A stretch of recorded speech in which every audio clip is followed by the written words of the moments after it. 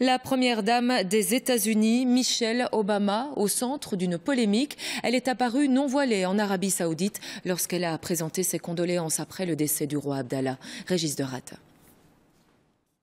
Michelle Obama, les cheveux au vent, l'image a fait le tour du monde.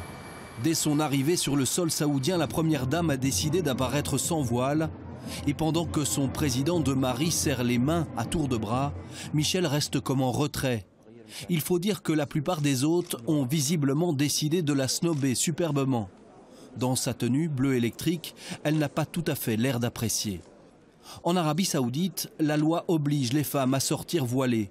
Les étrangères en visite ne doivent pas se soumettre à cette obligation. Il faut dire d'ailleurs qu'elles n'étaient pas très nombreuses à avoir fait le déplacement pour rendre hommage au roi défunt. Philippe de Belgique, entouré d'une délégation d'hommes, s'y est présenté sans Mathilde. Généralement, avant même d'atterrir sur le sol saoudien, les femmes se drapent d'un grand tissu noir qui les couvre des épaules aux pieds. On se souvient de cette mission économique belge très contrastée à l'arrivée.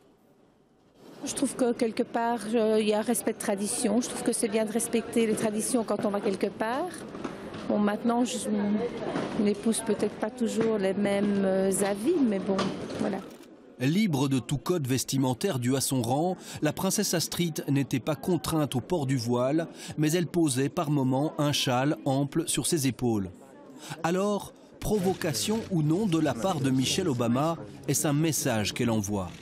Elle, qui était apparue voilée lors de sa rencontre avec le pape au Vatican, est complètement couverte d'un voile et de cette tenue de visite, trop longue pour elle, à la mosquée de Jakarta.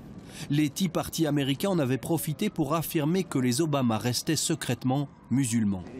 Cette fois, elle a choisi la liberté de ne pas se couvrir la tête, tout comme l'ont fait d'ailleurs d'autres membres féminines de la délégation américaine lors de ce déplacement en Arabie Saoudite.